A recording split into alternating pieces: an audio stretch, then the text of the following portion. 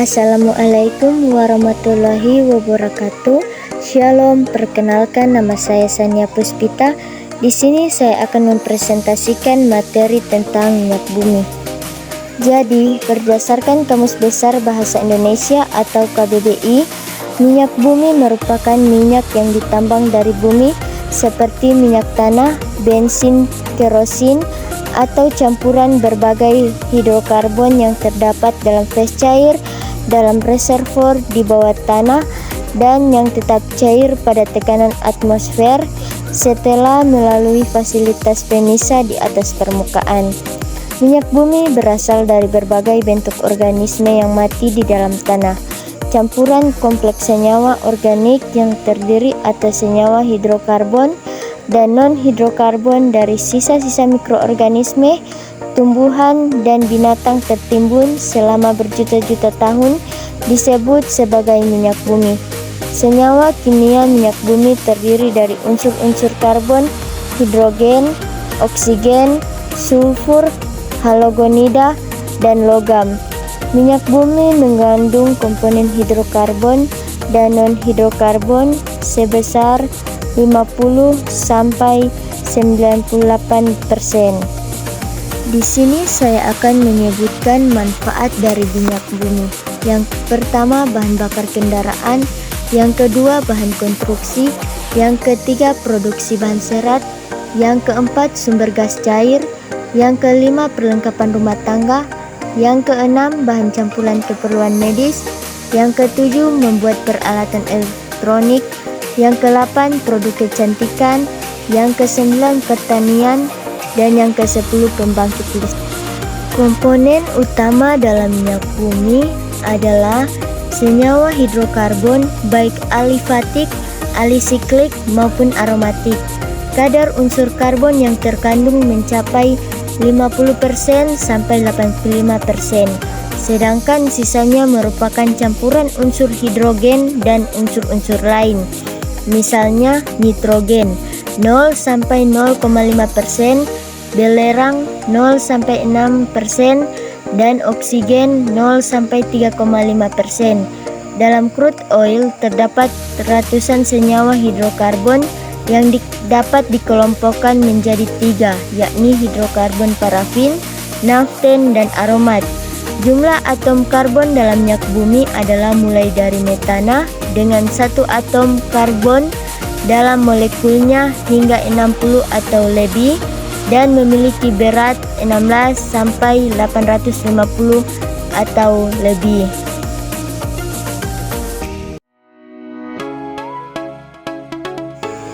Di sini saya akan menjelaskan 2 proses dari minyak bumi. Yang pertama, proses pembentukan minyak bumi.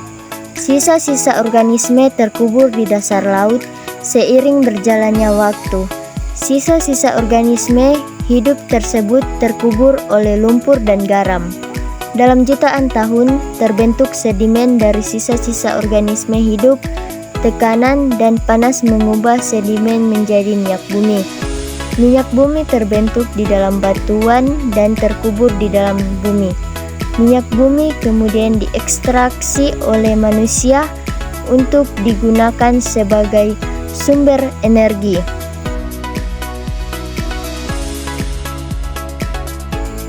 Yang kedua, proses pengelolaan minyak bumi. Proses pengolahan minyak bumi dibagi menjadi 2 tahap. Tahap pertama yakni distilasi bertingkat untuk memisahkan fraksi-fraksi minyak bumi berdasarkan titik didihnya, di mana komponen dengan titik didih yang lebih tinggi akan membentuk cairan dan turun ke bawah. Kemudian komponen dengan titik didih yang lebih rendah akan menguap naik atas melalui sangkut gelembung. Lalu tahap kedua yaitu proses lanjutan hasil penyulingan seperti perengkahan atau cracking, ekstrasi, kristalisasi, dan pembersihan dari kontaminasi.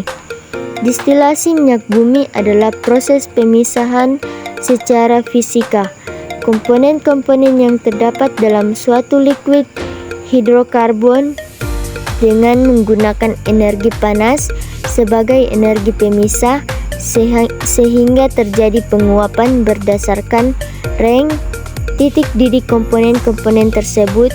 Kemudian dilakukan pengembunan di titik embun. Pengelolaan minyak bumi tahap pertama dilakukan dengan distilasi bertingkat, yaitu proses distilasi berulang-ulang sehingga didapatkan berbagai macam hasil berdasarkan perbedaan titik didihnya. Hasil pada proses distilasi bertingkat ini meliputi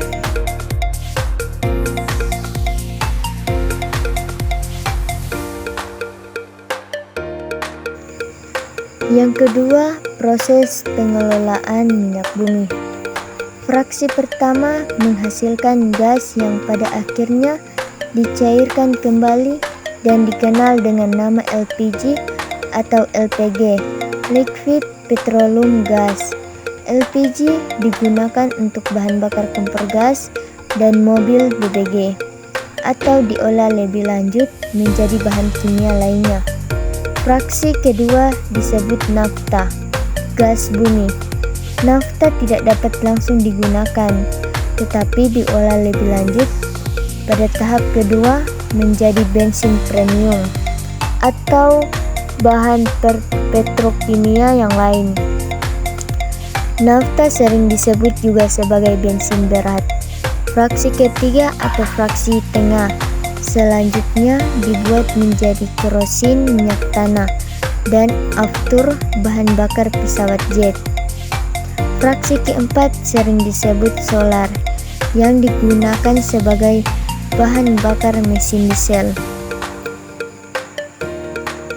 Fraksi kelima atau disebut juga residu yang berisi hidrokarbon rantai panjang dan dapat diolah lebih lanjut pada tahap kedua menjadi berbagai senyawa karbon lainnya dan sisanya sebagai aspal dan lilin. Pasti teman-teman bertanya, bisakah minyak bumi diperbarui? Jadi, minyak bumi sama seperti bahan tambang, tidak bisa diperbarui. Lalu mengapa barang tambang dan minyak bumi termasuk sumber daya alam yang tidak dapat diperbarui? Jawabannya sama seperti disebutkan di atas, yakni lantaran proses pembentukan minyak bumi membutuhkan waktu sangat lama, hingga jutaan tahun. Hal ini merujuk pada komposisi teksturnya yang berupa cairan kental berwarna coklat gelap atau terkadang kehijauan. Siapa sih penemuan minyak bumi pertama kalinya? Penemuan minyak bumi pertama kalinya di Sumatera yang ditemukan pada tahun 1883 oleh seorang penanam tembakau Aileko Jansson Silker di Langkat, Sumatera Utara. Pada saat memeriksa perkebunannya, secara tidak sengaja ia menemukan lumpur hitam yang dari baunya diketahui sebagai minyak bumi. Kandungan dari minyak bumi. Hasil eksplorasi atau pengeboran masih berupa minyak mentah atau crude oil. Minyak mentah ini mengandung berbagai zat kimia berwujud gas, cair, dan padat. Komponen utama minyak bumi adalah senyawa hidrokarbon, baik alifatik, alisiklik, maupun aromatik. Kadar unsur karbon yang terkandung mencapai 50% sampai 85%, sedangkan sisanya merupakan campuran unsur hidrogen dan unsur-unsur lain. Misalnya, nitrogen 0 sampai 0,5%, belerang 0 sampai 6%, dan oksigen 0 sampai 3,5%. Sekian hasil presentasi saya. Saya akhiri. Assalamualaikum warahmatullahi wabarakatuh. Shalom.